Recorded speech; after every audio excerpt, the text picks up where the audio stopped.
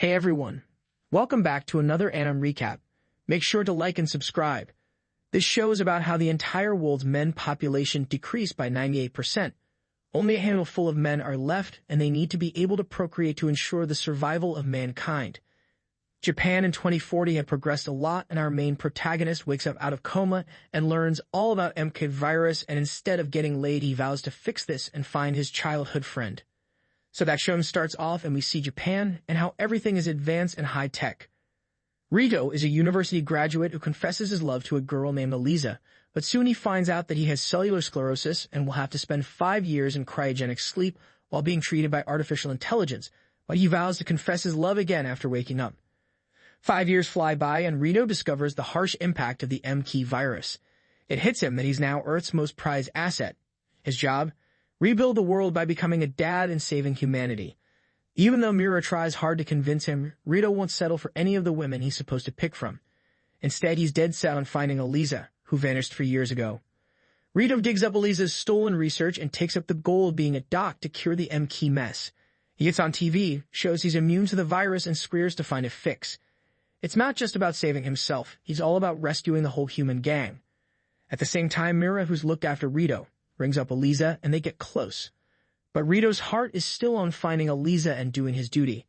There's this group, United Women, running the show in the New World. They chat about Rito's TV moment and worry he might throw a wrench in their plans. They're also thawing out another guy who's been sleeping in ice. Rito's journey isn't a cakewalk. He's got to navigate a world that's totally different from what he knew.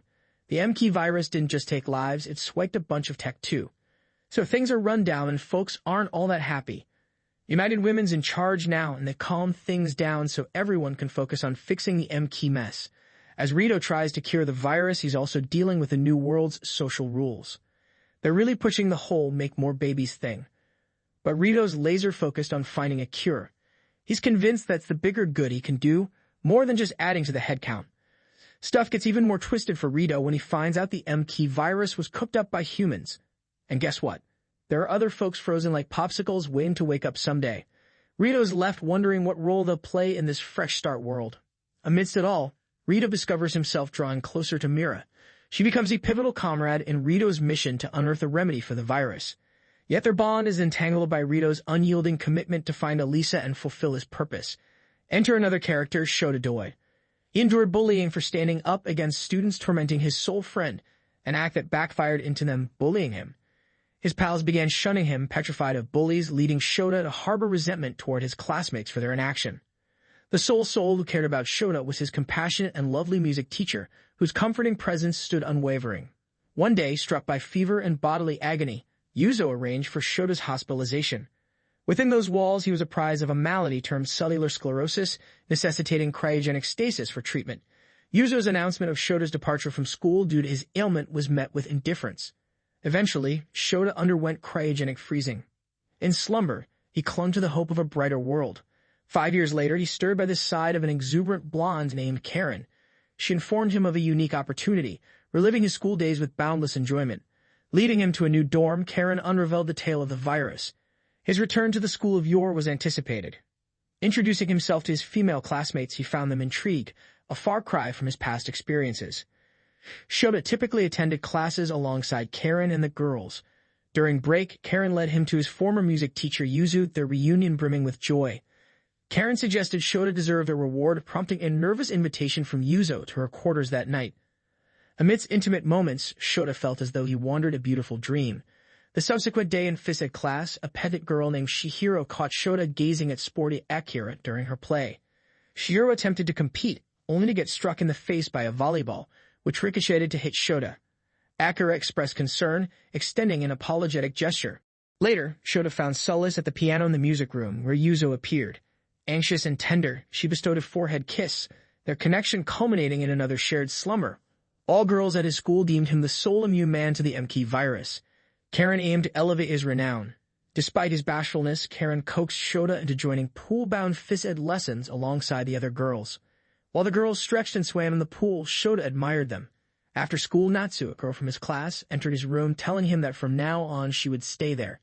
Karen contacted Shota and told her that the girls competed in swimming for the right to stay in his room for 1 week and Natsu won. As a result, Natsu and Shota slept together. and she told him that she loved him. Shota told her that he was happy too. Shota visited Yuzo in the music room and nervously confessed that he had slept with Natsu. Yuzo ran away in tears. After meeting with Karen, Shota told her that using women like Yuzo and Natsu to keep him in a good mood while they were receiving data from him was unfair to them. Karen told Shota that the school only existed so that he could sleep with as many girls as possible in order to make children and save the human race. The news shocked Shad. In his laboratory, Reito was working on a vaccine against the MK virus, but nothing worked out for him. Suddenly, a half-naked woman entered his room, surprising him. She was lost in her thoughts and eventually fell on him, but as soon as she saw that he was a man, she ran away in fright. Later, Reito received a call from the United Women's Organization and was informed that his escort Mira would be replaced by two other maids, an unsympathetic woman named Rai and a timid woman named Maria Waddle. The next day, Reito and his team go to Kamen City. Maria tells him that they are going to meet someone important there to investigate the MK virus. After arriving in the city, they visit Taniguchi, a woman whose late husband was the first person infected with the MK virus in Japan. However, she did not want to talk to them, not that day, not the next. Maria tells Reito that the virus has appeared in several places around the world at once and that they need Taniguchi's help because she is the only person who knows what her husband was doing before he got sick. Amid a respite from their toil, the collective finds solace within the embrace of hot springs. Reito, endeavoring to evade the company of women, finds repose within a sauna only to be joined unexpectedly by a maiden named Chloe. Attempting to withdraw, Reito is met with Chloe's assertion that she shall cry out should he depart, thus compelling his prolonged presence. In the act of disrobing, Chloe extends a challenge to Reito, an assessment of endurance within the sauna's warmth. Should she depart ere he, no soul shall receive word of his sojourn. However, if he exits prior to her, he is bound to acquiesce to her desires. The contest commences, and to Reito's astonishment, Chloe proposes an intimate liaison. Yet his response is one of refusal. In a lapse of time, Chloe succumbs to the sauna's fervor. Upon reawakening, she beseeches Reito for a kiss, under the threat of an impending outcry. Constrained by circumstance, he draws near to bestow the gesture, yet in that very instant maidens intrude, misconstruing the tableau. As they hastily vacate the chamber, Chloe confesses her feigned fainting ruse. On the morrow, the duo once again rendezvous with Taniguchi. Mira is summoned for a private discourse by Chloe. Inquired about her sentiments regarding Reito, Mira extols his dedication toward devising a remedy for the virus, yet opines that his inclination toward procreation is marred by self-interest. Taniguchi, inquiring of Reito, probes whether his heart harbors aspirations of parenthood. Through a photograph from Taniguchi, Reito unveils an article chronicling the genesis of the MK virus, corroborating Elise's hypothesis of its human-engineered origin. Joining the others, Reito does not know which of them can be trusted. Talking to Maria, he asks her why the MK virus research is progressing so slowly. Maria tells him that she wants to do more research, but the directors restrict her and do not allow her to access other data, and all the major researchers are at the headquarters in America. Upon arrival back, the girls talk to Reito in the shower so they can't be overheard. Akane knows that he has learned a secret about the MK virus and tells him that he could be killed if it comes out. When she tells him that talented virologists have been disappearing over the past few years, Reito begins to think that this is the reason Elisa is hiding. Suddenly, Ri comes into the shower room and they have to end the conversation. While Ri is busy, Reito secretly meets with Eiki, Sui, and Maria in a refugee area, where the government cannot find them. Maria has created an underground network that they can safely use. Akane tells Reito that he shouldn't trust Ri and the directors of the women's organization because all they want is control of the country. Sometime later, Reito starts distributing rations to the refugees. A sniper on the roof is aiming at Reito, but Ryu is watching them and sent her to kill the sniper. In the shelter, Maria is surprised to learn that all the researchers who were supposed to be in America were hospitalized in Kamen City and then disappeared. Hearing this, Reito realizes that the abandoned hospital may be the place where the MK virus was developed in the first place. Meanwhile, Shadow can't sleep because of the thoughts that the school was created especially for him. Since the girl's turn to be his roommate is almost over, she wants to sleep with him again, but Shadow refuses. The next day, Shadow's classmates draw lots to decide who will be his next neighbor. The winner is a popular girl named Rika. Shadow is nervous about this and goes to the toilet, but the girl finds him and wants to make love to him right here, but he notices that she looks like the girl who bullied him in the past and runs away. He enters the room where he used to hide when he was bullied. Out of the blue, Schenk, a classmate, enters the scene. Catching sight of him, she invites Shadow to join her. While they're in the pool, Schenk notices Shadow's body covered in bruises. With honesty, he admits to having been a victim of bullying in the past. Unexpectedly, Shank reveals her own bruises too. After a heartfelt conversation, they discover their striking similarities and share a passionate kiss. The connection between them is palpable, leading to them heading to Shadow's room.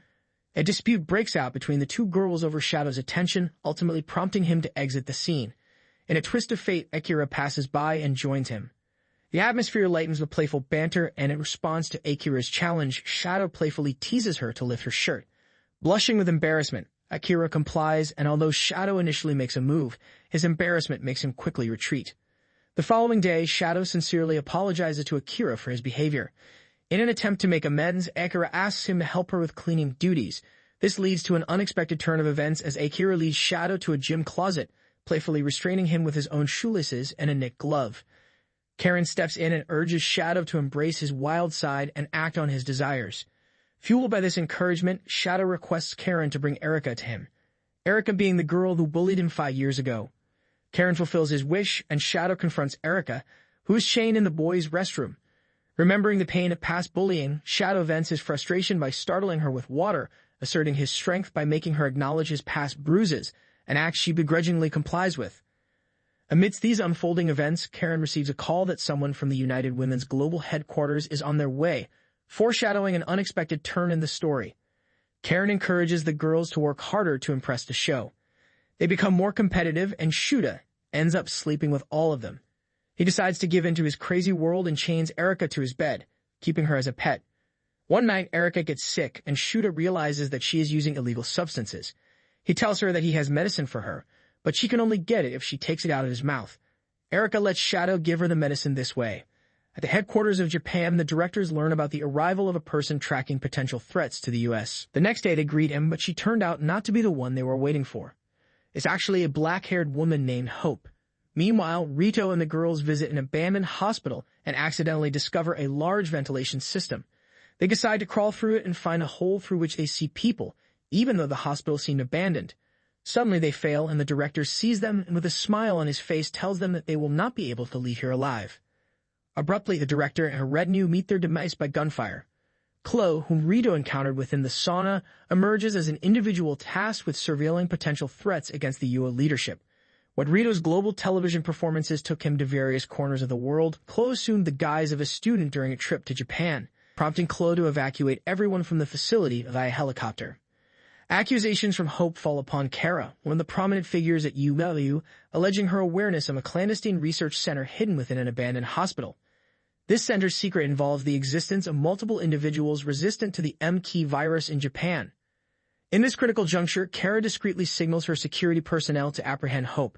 Surprisingly, the guards pivot, training their firearms on Kara and the other board members. They reveal their allegiance to the global headquarters, placing the directors under arrest for their involvement in producing and disseminating the MT virus. Meanwhile, aboard the helicopter, Chloe divulges to Reito that he was deceived by the Japanese government, which instead of aiding in finding a cure for the virus, manipulated him. The revelation that Japan controls the sole individual resistant to the virus triggers widespread acts of terrorism. Chloe further discloses that Elisa stands as a leader of these anti-United Women terrorists, a revelation that astonishes Reito. Explosive detonations echo across the school grounds, marking an ominous turn in events. As dawn breaks, Shadow awakens within the school's infirmary, finding Kara at his bedside. She imparts that terrorists attempted his abduction and reveals the existence of a spy within the school's ranks, facilitating the attack. Shadow also learns of 4 other virus-resistant men, a realization that unsettles him. Under the cover of night, while tracking a pendant, Reito discerns Elisa's location, finally visible. The subsequent day, Elisa's image graces television screens worldwide. Her proclamation seeks to liberate the world from Udalu's dominion, showcasing a man on camera whom Maria identifies as the 4th resistant individual. Allegations arise that the global headquarters employed satellites to propagate the M-Key virus globally, with the sinister aim of exterminating all males and fashioning a world inhabited solely by women. They are also funding research to create a way to have children using only female genes. Alyssa demands that all the men be handed over to them so they can protect them. Suddenly, her broadcast stops, and the director of UBO appears on the screen, who says not to believe the lies of the terrorists. When Reito and the others return to the room, they see Shadow there. He introduces himself as number 3, but looks completely different. It turned out that he was placed in an aging machine from which he came out 5 years older and also underwent surgery to improve his eyesight. The next day, after inviting Maria to his room, Reito goes into the shower with her and invites her to go with him and the others in search of Elisa. Despite the fact that she is relieved that Reito trusts her, Maria begins to cry and tells him that there is no way she can go with him. Reito tries to comfort her and they almost kiss, but suddenly they hear a crash. People break into the shower and take Reito and Miro with them to the Yubo headquarters.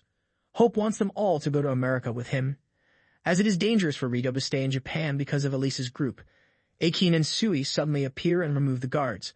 Hope puts a gun to Miro's head, but Ria and Maria appear and neutralize her with a stun gun. The next day, Reito and the girls visited a secret hideout where they met Meharu and some others, including Raya's black-haired companion. It turns out she's on Rito's side, but everything she does is for Mira's sake. That night, Ria leaves Reito and the others on the ship to help them escape. Reito expresses heartfelt gratitude to Mira for her unwavering support throughout their journey. In response, Mira humbly conveys her privilege in standing by his side, a sentiment reciprocated by Reito as he embraces her warmly, assuring that his return is certain. Aboard the vessel, an unexpected revelation unfolds. The enigmatic white-haired school infiltrator is none other than Reito himself. Within the confines of the torture chamber, Chloe administers punishment upon Hope for the lapse that allowed Rito's escape. A solemn pledge is extracted from Hope, exacting her commitment to avert future disappointments. Upon Ria and Mira's return to Chloe's office, a self-sacrificing act emerges as Ri shoulders responsibility for Rito's evasion. Chloe's judgment consigns the two to incarceration, unveiling her concealed agenda aimed at the annihilation of all males. The ensuing day brings a conversation between Karen and Shadow. Karen shares her success in persuading Chloe to grant Shadow a unique privilege, exclusive intimacy with women. Elation floods Shadow as this rare permission dawns upon him. As the journey takes them to Taiwan, Reito and companions are greeted by a picturesque landscape brimming with vitality, a stark contrast to Tokyo's urbanity. Among the welcoming faces, Elisa stands awaiting Rito's arrival. A reunion 5 years in the making ensues, marked by Rito's immediate embrace and relief at Elisa's unscathed presence. Overflowing with joy, Elisa reveals her happiness in finally setting eyes upon him. Their determination aligns as they resolve to collaborate and craft a remedy for the formidable MK virus. That's all for now. Make sure to like and comment for more recap videos.